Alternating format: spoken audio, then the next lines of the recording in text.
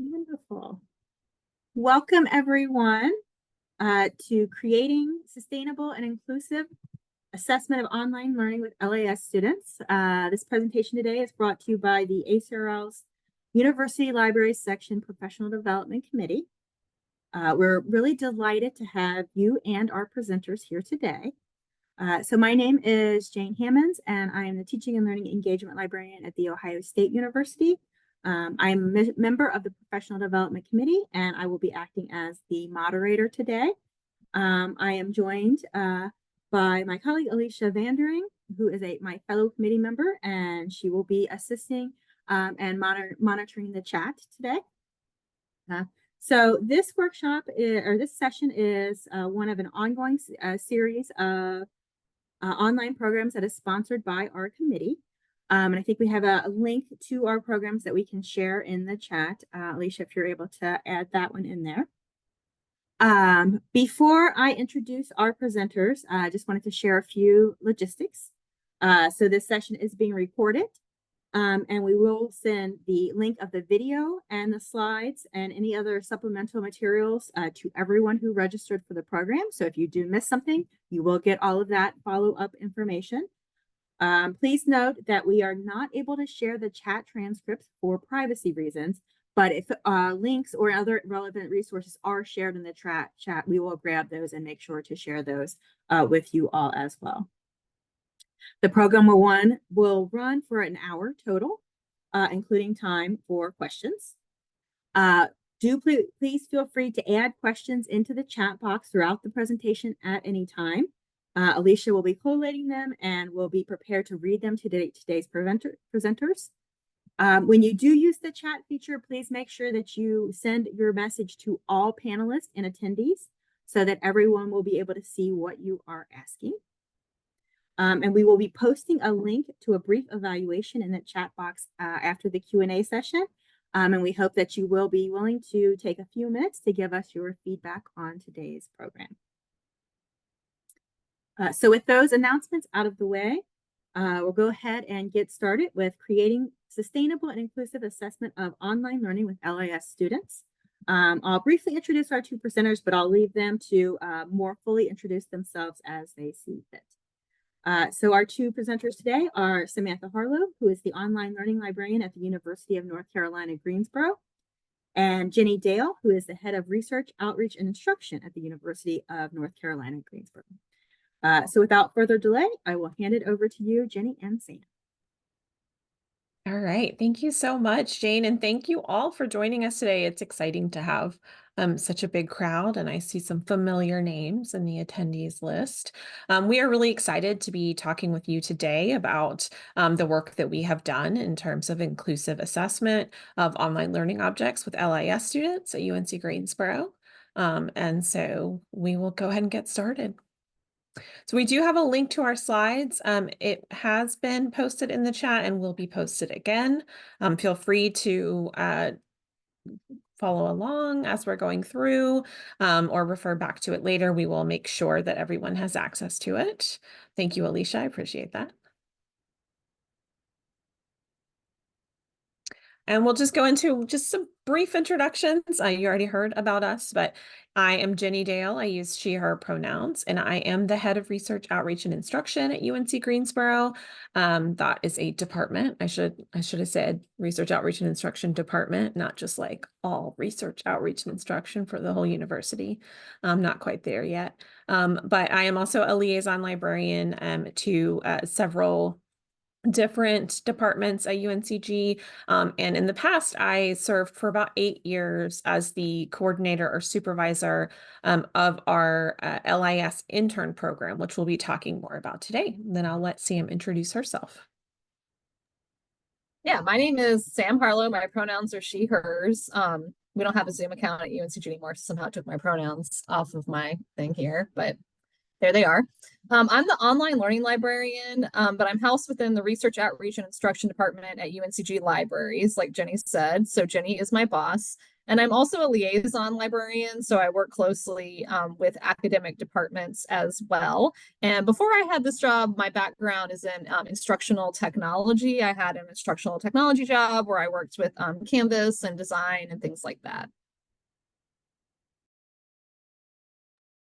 All right, thanks, Sam. And yes, as Sam mentioned, we no longer have Zoom at UNCG. So this is actually like really exciting to be on Zoom today, to get a little bit of that touch up my appearance magic that we do not have in Microsoft Teams, in case you're not familiar with that product.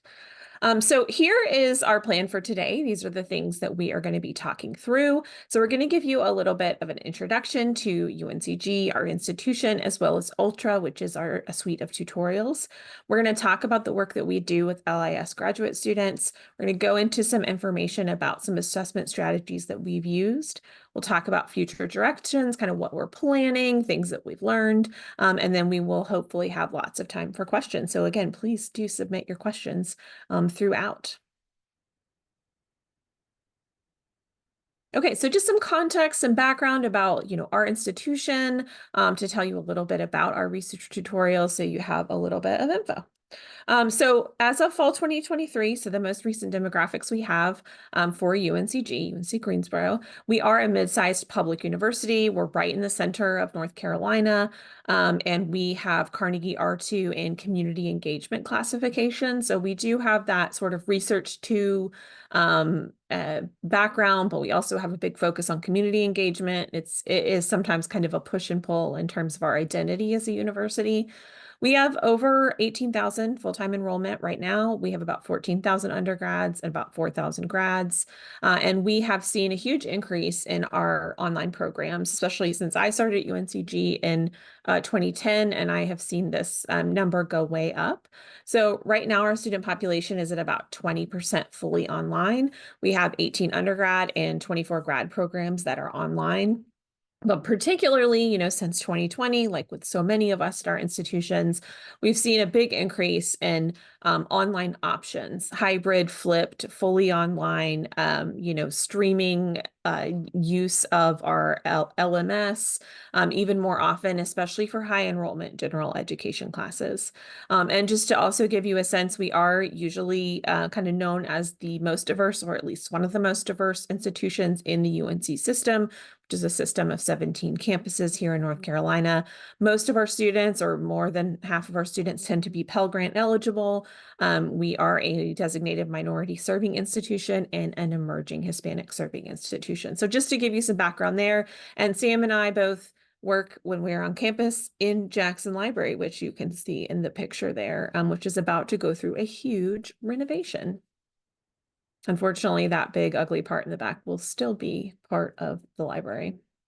All right, so to give you a little background on ULTRA, which stands for University Libraries Tutorials for Research Assistants, which was named through a naming contest that Sam ran at our library for library faculty and staff. And so one of our colleagues, her name is Anne, she came up with this name, won a gift card. It was actually very fun. So if you're ever thinking about naming something, this can be. I think that could be a good model for you because people got pretty into it. We developed this with universal design for learning principles in mind. We wanted to make sure that it was engaging and interactive in different ways.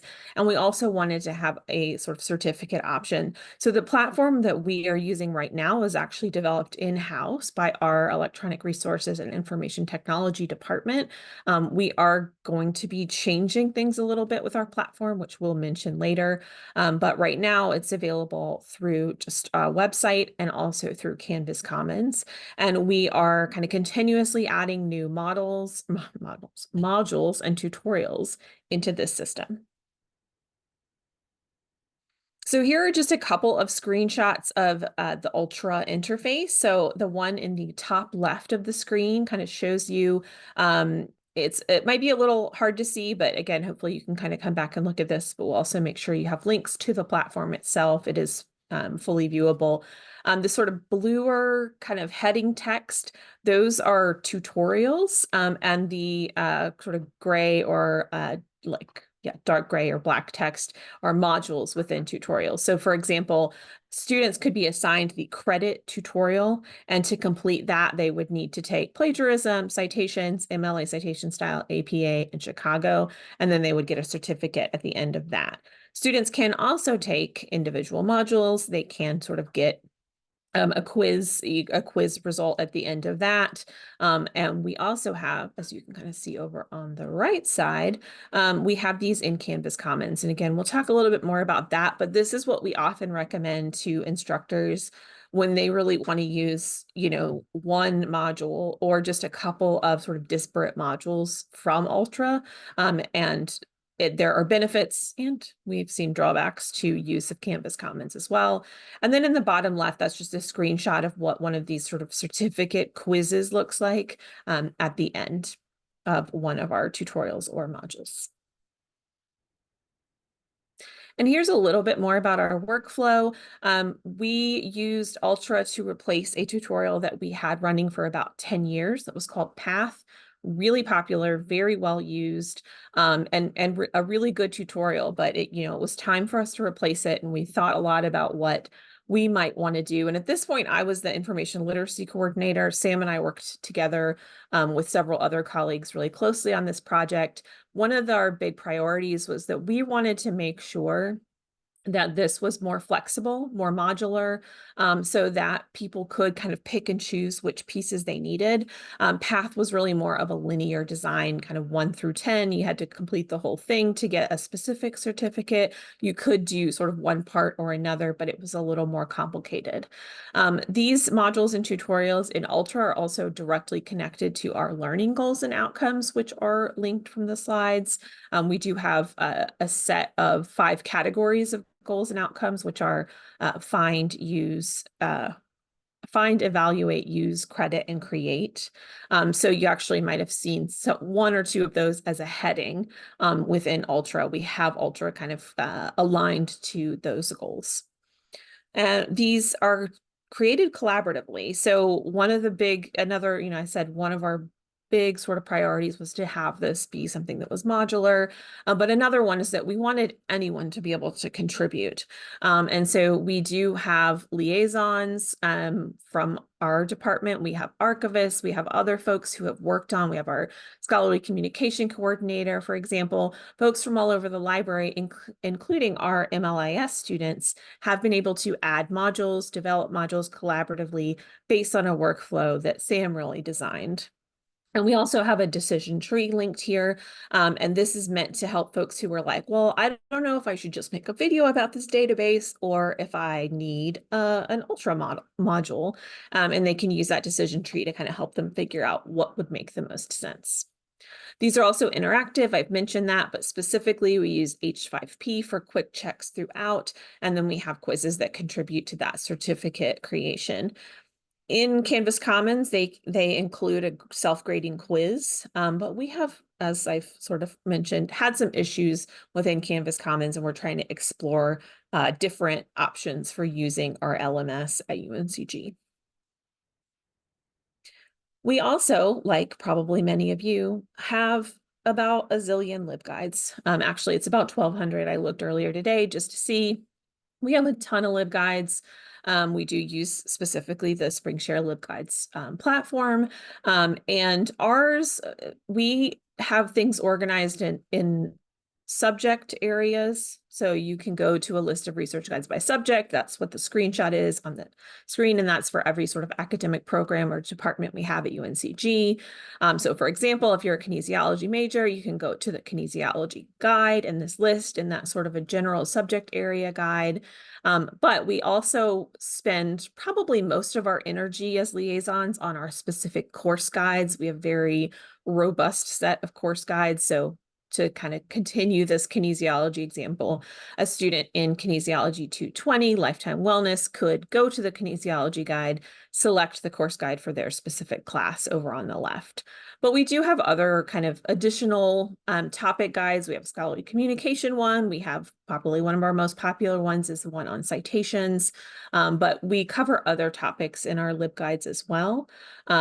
So these are, like I said, there are about 1,200, so there are a lot of them out there.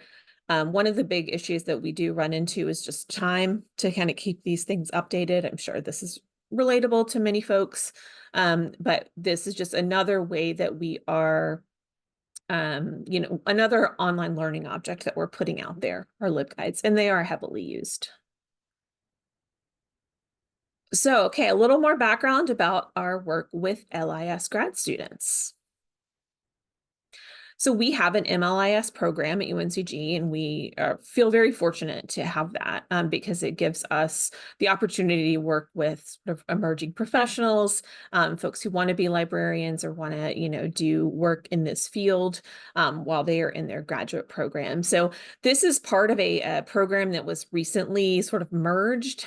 So the department is now called Information Library and Research Sciences, but the degree is still the MLIS, the Masters of Library and Information Science. Our program at UNCG is a fully synchronous online program. It's 36 semester hours required. And we have a new capstone requirement, new within the past 4 years or so, which the capstone used to be sort of an individual project that each student would do that ended up with like kind of a website portfolio type of thing. Now, one of the requirements for the capstone is that students either do a major research project or practicum or field experience. And in our, based on our experience with students, most of them choose the practicum option. So we are seeing a lot more requests for practicum experiences for students completing those capstones. The program also has a whole bunch of different licensures, probably the most popular being our school library licensure. But I have seen a big increase, and I think Sam would agree that there's also, it's gotten really popular for people to get the MLIS with an instructional technology kind of certificate. In fall 2023, there were 267 students total in the LIS programs that we have, with 183 of those being in that the 36-hour MLIS program. So we've been working with interns in the Research Outreach and Instruction, or ROI department, since 1988. We started having grad student interns staff our reference desk, and that was their primary responsibility. In 2003, you can kind of see there's a bit of a progression here. In 2003, that focus shifted, so it was primarily LIS graduate students and not just sort of any grad student. And we also kind of we updated the orientation and training so that they were a bit more focused on librarianship.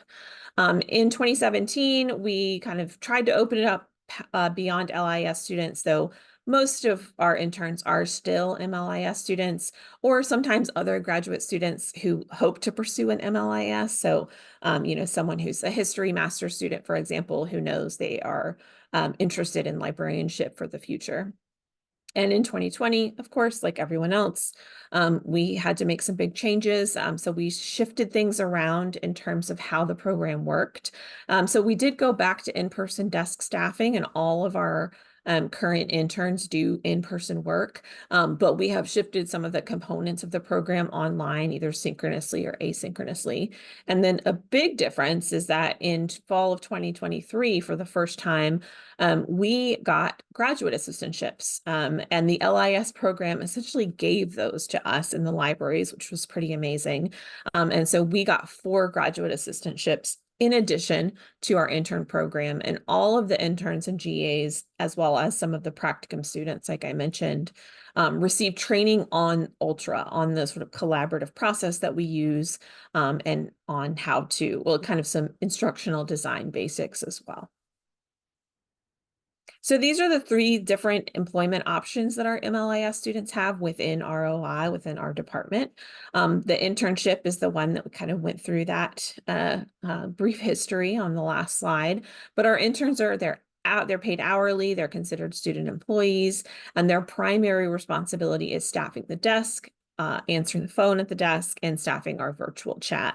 And so we usually have at least 6 interns at a given time.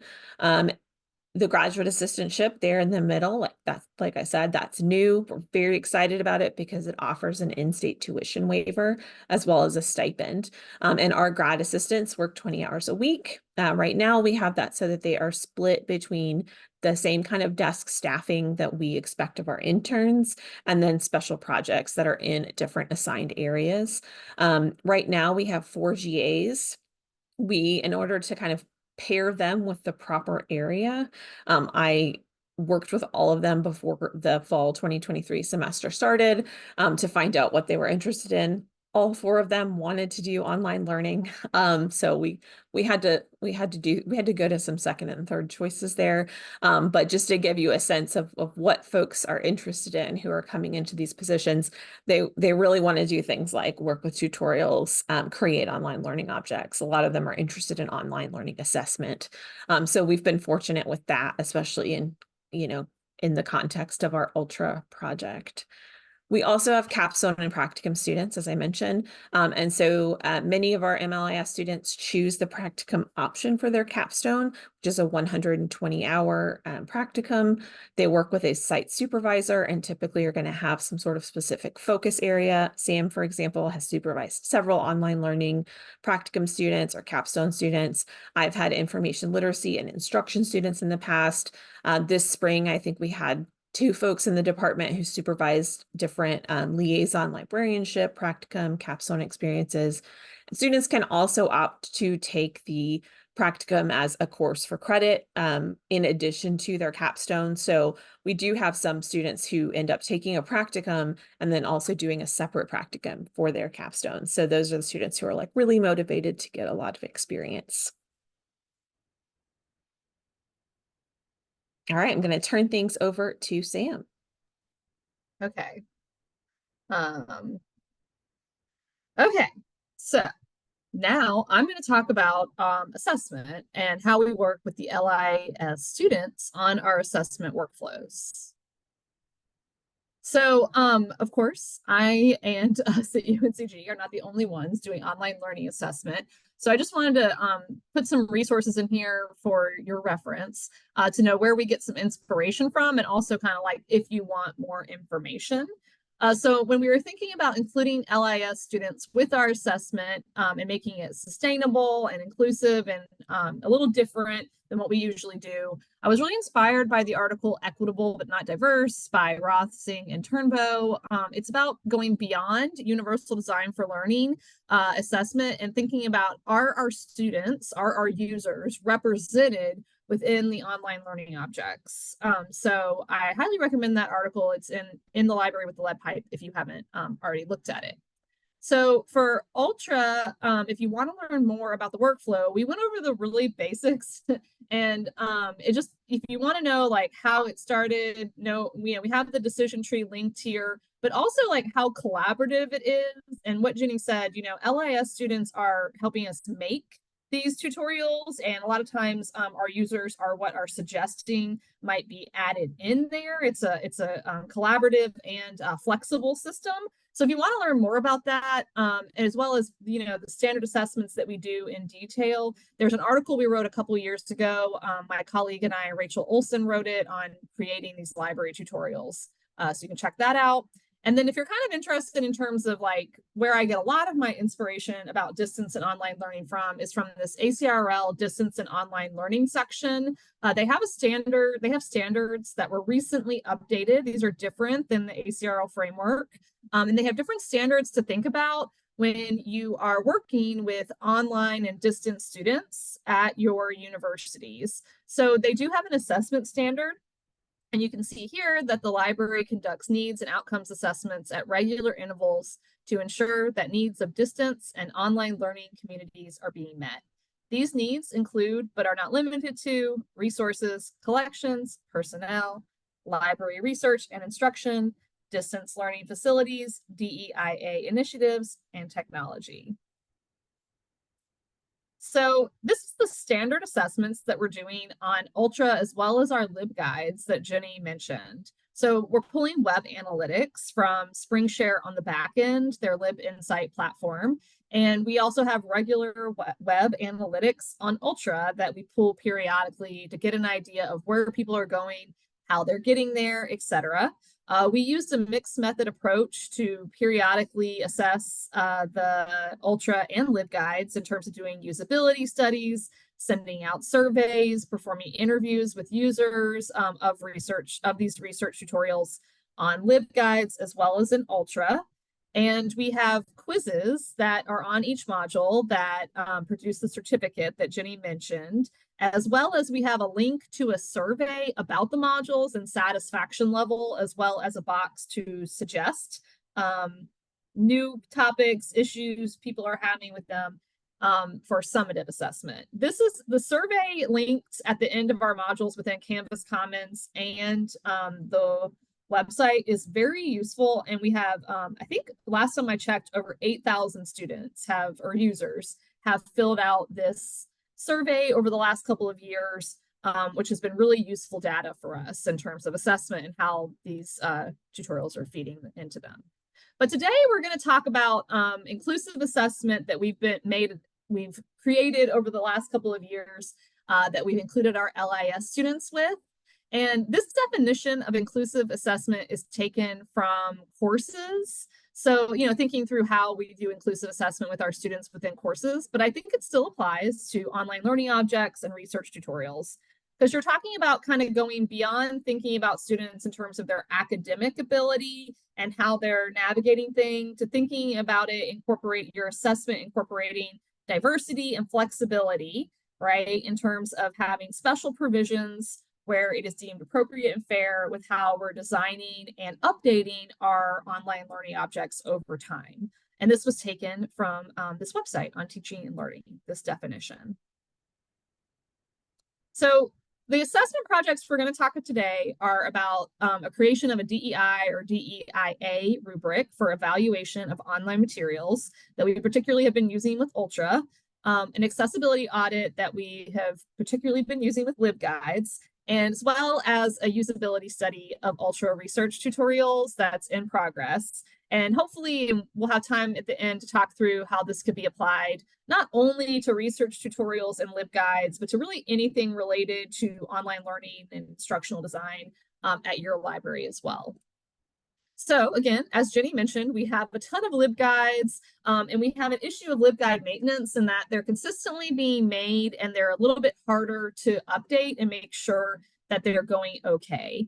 And again, assessment's always a hard thing to build into our jobs. So we came up with a workflow with our LIS students to design an accessibility audit for an LIS intern, but I can't remember if he did it as an intern or a GA, but so it could be any LIS student, but it was one student who wanted to do it, to review LibGuides using the Web AIM accessibility checker, and then noting accessibility issues.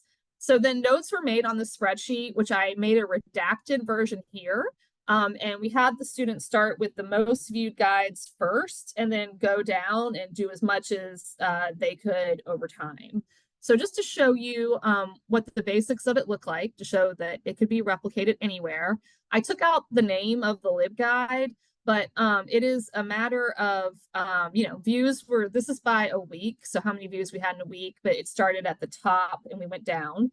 And then we had accessibility notes by the student, the LIS student, and then common issues that are being found everywhere, so that any liaison or librarian who's looking at these issues within their guide could be easily say, okay, well, obviously this low contrast and search bar is an issue overall, so we need to work on a group in that. But then they could go over here and say, okay, well, my avoiding plagiarism page is having these specific issues that I can go ahead and address here. So again, workflow that has been helping us assess the accessibility of LibGuides, but could be used on any form of online learning object or website moving forward that an LIS student helped us with. And I'm seeing that there's chat, so if I need to check those, just Jenny, you can like unmute and I can stop. This is feel like it's a casual situation. Okay. I'll stop you though, don't worry. Okay, great. So the DEI DEIA rubric for UNCG Libraries online learning objects. I developed it from the UCI, University of California, Irvine, Division of Teaching Excellence and Innovation, DEI rubric. So if you go there, this rubric was designed for courses and syllabuses, and I took that and adapted it so that it could be used to evaluate our tutorials specifically. So if you go here, here is a copy of our rubric that we developed that you are welcome to also look at to see if it would be relevant to your institution.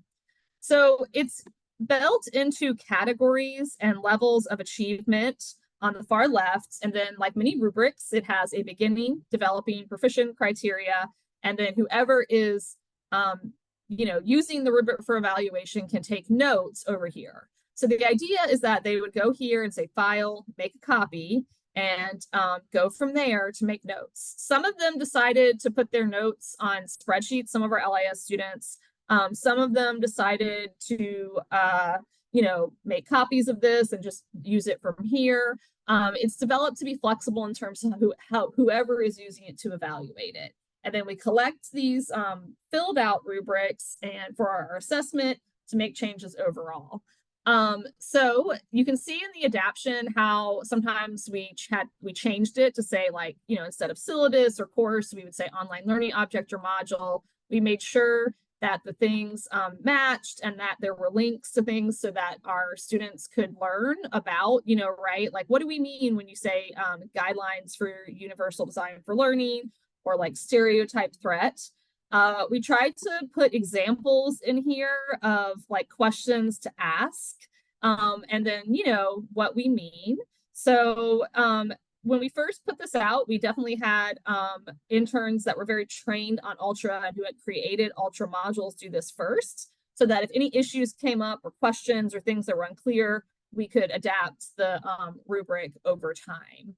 And again, show more examples if questions came up. So this is it. And then they can put overall notes at the end. So I kind of said this while I was reviewing this. We developed this from something that was originally designed for course design and syllabi and adapted it to be on research tutorials. But it's really performed by LIS students. So this does a couple of things. It helps train our students on these issues of diversity, equity, inclusion, and accessibility within online learning and instructional design.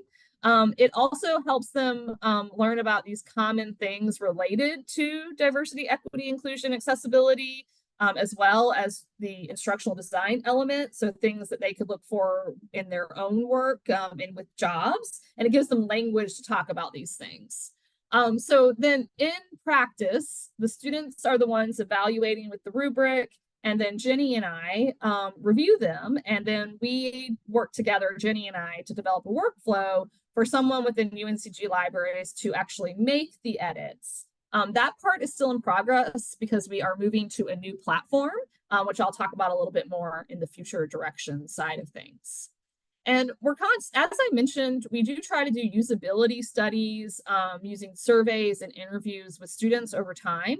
But something we've done in the last couple of years is that we've worked with capstone students, GAs, and interns based on their interest to help us design the questions as well as apply the studies. So helping us put in the IRB, helping us create the surveys in Qualtrics, helping us code the quantitative data in Atlas TI. That's what I personally use at UNCG. So we train them on that.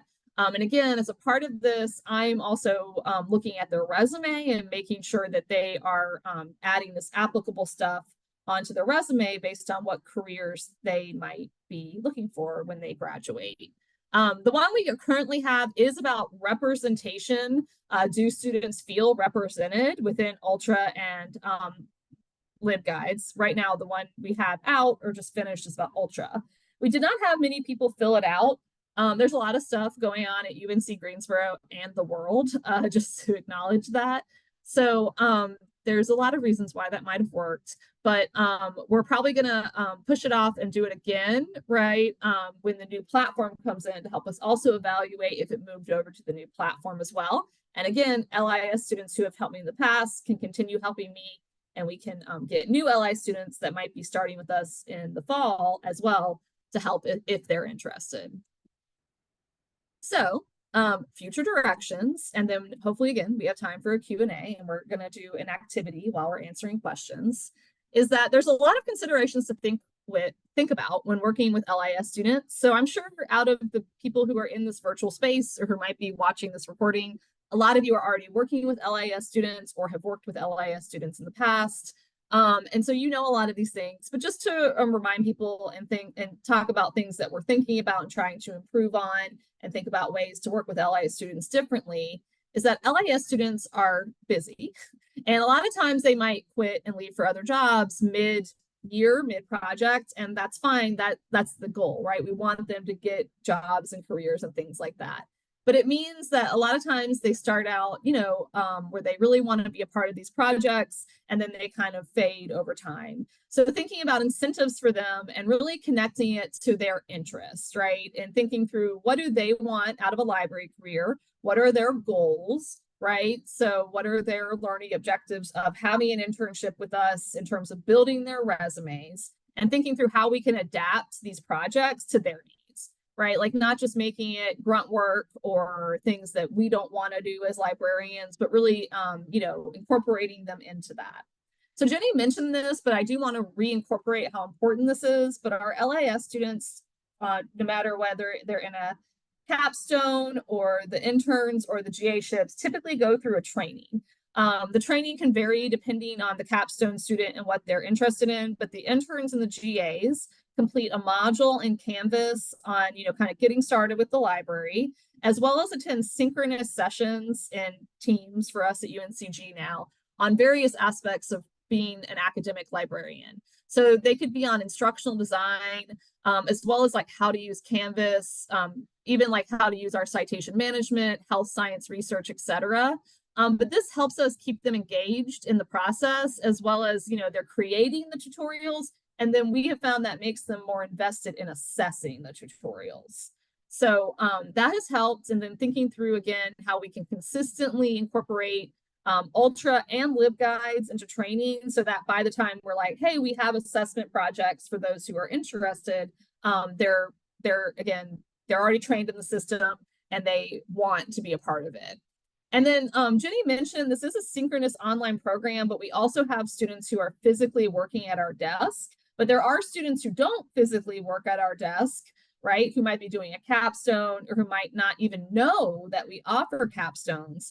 So we want to think about ways to really include online LIS students moving forward. And even maybe if we get requests from LIS students outside of UNCG, thinking about how that could work in terms of assessment as well. Really, the more people who use something like a DEIA rubric or give us an accessibility audit, the more data we have to kind of thoughtfully change our systems and hopefully improve them with these assessments. And so some other future directions to note, kind of beyond the LIS students, is that LibGuides will continue to be an issue in terms of keeping them up to date and the number just growing. We're trying to kind of get the number more even, right? But liaison librarians who create LibGuides, it's even beyond liaison librarians, are busy. So thinking through ways we can get buy-in from liaisons and librarians who are creating LibGuides in order to make sure we're changing things based on the assessments we're receiving from the LIS students. It is similar, note. LIS students we mentioned are busy, but students are busy, users are busy. So thinking through different incentives to get people to use our assessment, especially the usability studies, so that we can interview them, etc., do focus groups, send out surveys. The nice thing about a rubric and accessibility audit is that it doesn't require any participation except from the person doing the audit or the rubric evaluation, but we do want to include our users in the assessment as well. So thinking through how we can do that. And that kind of goes into the third note, is that we definitely want to really continue the conversation of if students feel represented within our online learning objects as well. And then lastly, like I mentioned, due to server space issues, we're moving all of Ultra into LibWizard. And that is a platform, an interactive tutorial platform from SpringShare. I know a lot of libraries are already using it. We've had a subscription to it and we've used it to create various tutorials over the years. But with this server space, it kind of pushed us to think about how Ultra could live within this space because we'll have more control. We're trying to model it pretty similar, but we will be still, again, running assessments to make sure that moving the platform doesn't come with any issues, as well as issues we've had with Canvas Commons in terms of versioning. We have found that people will download Ultra modules and then never touch them again. And then we're getting emails from students like, hey, your links are broken, or on the library are wrong, or things like that. And we're like, oh, your teacher is using a 5-year-old module. So we're thinking about how we can deal with these versioning issues as well, with this migration in particular, to take this time to kind of say, hey, things are different. Let's think through how we can make this better together. And that is it in terms of the lecturing part. So we have a Padlet. I don't know if it's already been dropped into chat or if I need to drop it into chat. I'll put it in there, Sam. Okay. But here's the Padlet. And then as y'all are filling out the Padlet. Alicia's got it. Wow. Oh, so great. Good. So great. Fast. It should be editable. I checked this on like 3 browsers, but I'm sure, please let me know in chat if it doesn't work. But what we're asking is, what are you currently doing to assess diversity, equity, inclusion, and access at your institution, whether it is in person or online? But if you have online stuff, that's even better. Are you working on assessment or other projects with LIS or graduate students, if outside of LIS? And if yes, what are some examples? And then based on this webinar, what we shared about the rubric, the DEIA rubric, the accessibility audit, and usability studies, and how we include our LIS students, is there anything you're thinking that you might try at your institution based on this? And even if it's like, oh, I kind of like this idea, but I don't think it would work for me, but maybe I'll try this. That would be cool too. I'm always interested in what other people are doing. Again, optional, but we thought we could leave this up while we talk to y'all. Ooh, people are already filling it out. So exciting. So someone said they're working on building an assessment workflow that can be systematic. Yes, I get that. Ad hoc is like where I live. But yeah, it's helped working with LIS students because it's forced us to be sustainable and, to really think through what is the workflow going to be? Like, what is this project, and really write it out so that they're trained and that we have a record of it. So that it's very like replicable and reusable from so that when a new LIS student comes in, we can be like, look, we have a workflow. It's all written up. Great. Yeah, I'm loving what's happening. So I'm ready for questions now, and I'm gonna keep, kind of showing this on the screen as people maybe have questions. Yes, we do have some good questions that have been coming in. So one question that was asked was, for those who don't have access to LIS students, do you think this type of work would also be appropriate and accessible for undergraduate student employees? That's a great question. I'll let Jenny talk, but I will say, I think that there is a good buy-in, right? Working with LIS students, because they're like, this is my career. I care about this. And as Jenny mentioned, we do have a certificate in instructional design. But a group that I want to work with more are student workers within the library, which a majority of our student workers are undergraduates who, help at the our access services desk. So I think that's a kind of in between, right, of like working with undergraduates, as well as maybe having a collaboration with a class, right, where there's like buy-in from the learning objective standpoint of the class. Like, for example, we've done some community assessments with public health students where I've taught them about, the like research side of assessment, and then they go out and do it, so it's related to their public health course, right, because it's like public health in that way. So thinking through, again, learning objectives. So Jenny.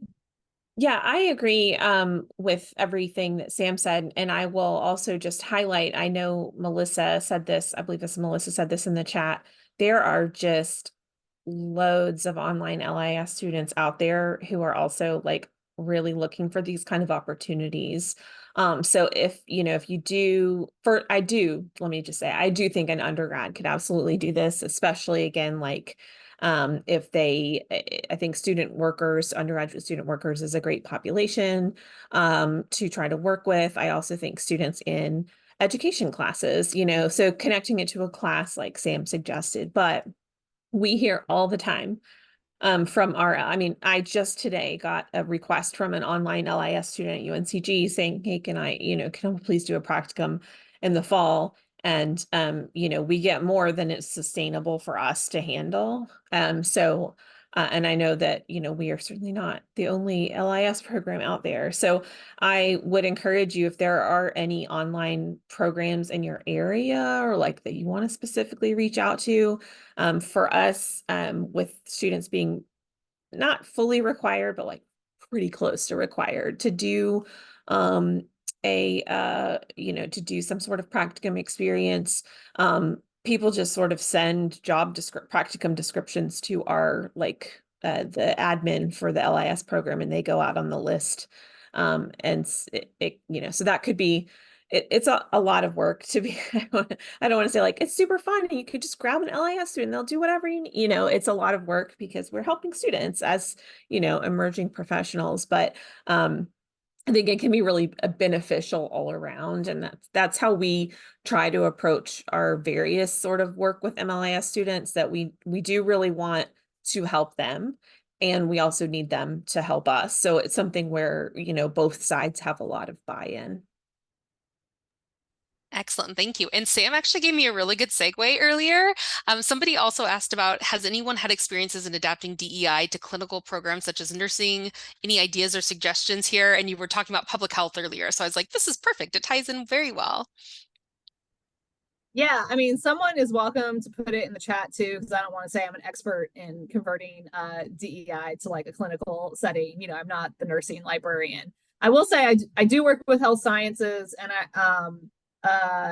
like a movement right now is inclusive health, in terms of thinking about the racial issues that come with like healthcare, systematic oppression in healthcare, so on and so on. So I think there's always like an intersection you can create, right? Like in terms of practice and DEI theory. So, I mean, I would recommend, if anything, there's a lot of literature out there that I am not an expert on, but, and there's also modules on like health information literacy, and again, like assessment pieces might be able to be tied into there.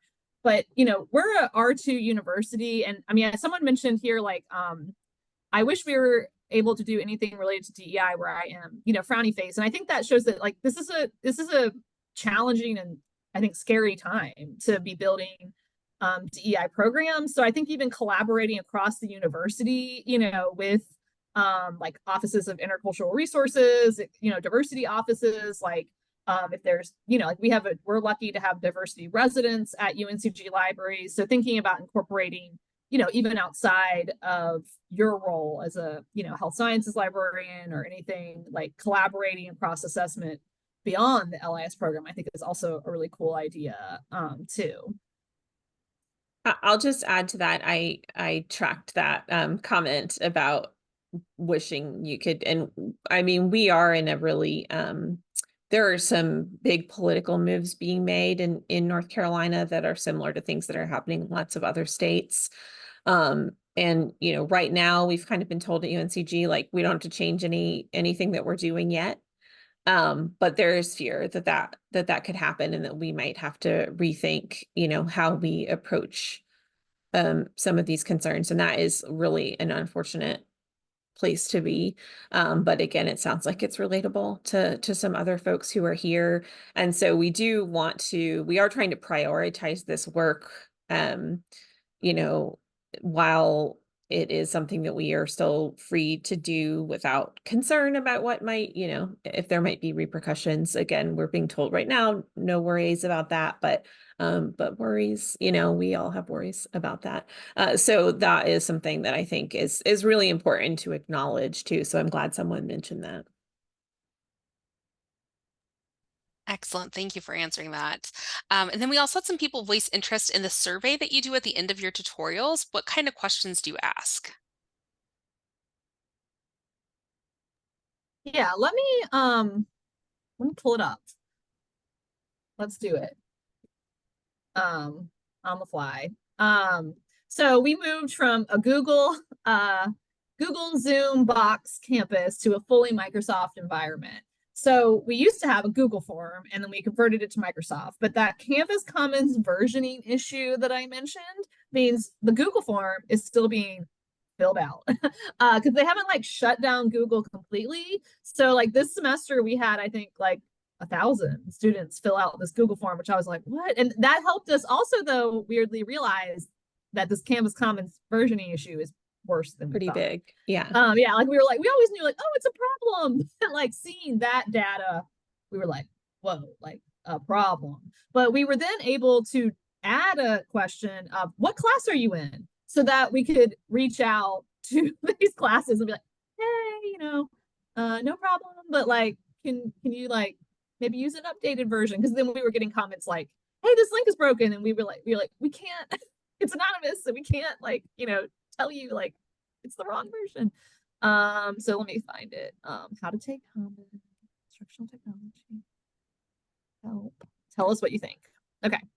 So this is the Microsoft version. But it's the same questions. We just added a question to the Google form. What class are you in? So that we could, again, kind of get in touch with those people. What's your status? Which Ultra module did you complete? And I do update this every time a new module comes in. Did you take this module in Canvas or the library's website?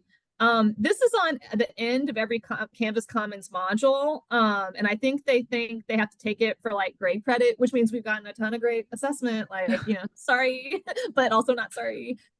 So this is like, if you look at the form on the back end, like 98% Canvas. I don't think that necessarily means no one's taking it on the website. I think that means people are filling this form out in Canvas more often. And again, we've had on the Google form, there's like over 8,000 responses. Did this module meet my needs? And did you share any feedback about this module? This is simple, but this is super useful to us in that the satisfaction levels are typically pretty high. And the comments are typically pretty nice. And they'll say stuff like, you know, this was really applicable to my class. Or sometimes they'll say stuff like, you know, like, hey, this part of the APA module was confusing. And then we can look at it. I try to look at it about twice a semester. And then if anything like that seems to be popping up, I will go to the module and fix it, because we can do that with our system. We can just change it and then email all the places it needs to be changed and do it that way. So our workflow is flexible in that way. So yeah, simple and has been extremely useful for summative assessment. We have thought about changing it even to add a little bit more, but it's like one of those things, like it's so simple and we get so much good data from it. I don't want to like students be like, oh, that's too long. And most of the time, you know, students are already completing some sort of like, you know, task-based assessment based on the module that they, you know, they're doing quizzes based on the content they have consumed. So we, you know, yeah, we have had this conversation back and forth. We're like, should we add one more question? Should we add two? And, you know, no, so far, no, but so far, no. But at your institution, it might be different. Yeah, like I said, last time I checked that Google form, I think it was over 8,000, which again is good data. But we will be, I think it's official this summer. I think Jenny, just to tell you too, in this public space, I'm going to officially shut it down and redirect. I'm going to have a link to this form and say, hey, you're on an old form. Here's the new form, so that we stop doing this. I just left it this one last semester to get that course data so that I could reach out to these courses, which again, most of them are online general education courses, but that means they're high enrollment though. All right. Well, I think that's all the questions we have had listed, unless anybody wants to pop any final ones in our chat box. Yeah, as people are doing that, I'll just point out there's some cool stuff going on in the Padlet. I think this is like a good May webinar, and that like there's not like hundreds of us here. So this is good. This has been nice. But I like this idea of currently doing a summer LibGuides challenge to add HTML markup, headings, etc., to improve accessible formatting. Again, this issue that we've had of like, we do these assessments on LibGuides, but ultimately the person who created the LibGuide needs to be the one who changes it. means that, you know, something I've thought about and I've talked to Jenny about, but we haven't quite done it yet, is like, again, kind of mandatory work sessions where you're like, hey y'all, let's get in these LibGuides and work on them, you know, because we get busy, but it's important. You know, and I'm like one of the worst offenders of this. Like I have all kinds of stuff I need to change on my guides no one is innocent at that's right. We're UNCG all, libraries. If any of them are here watching this recording, it's like we're all a part of it. I didn't see anybody, but we would say the same thing if they were here. Yeah. And I like these ideas, working with grad students. And Melissa just noted in the chat, thank you so much. Impressive, important work, great webinar. I would love to be able to use the recording of this session in one of the LIS grad courses. Go for it. I'm great with that. Yeah. You have the link to the slides. You have the Padlet. Feel free. We also, depending on timing, would be happy to speak with your LIS students if you have I don't know if Melissa, I don't know if you're at a synchronous institution or not. Yeah, I'm happy. I love working with LIS students as I put in this webinar. Oh, great. Excellent, Melissa. And oh, that reminds me, our emails are on the slides. Yeah. And so Alicia, just a sec. Alicia, you're so fast. I love it.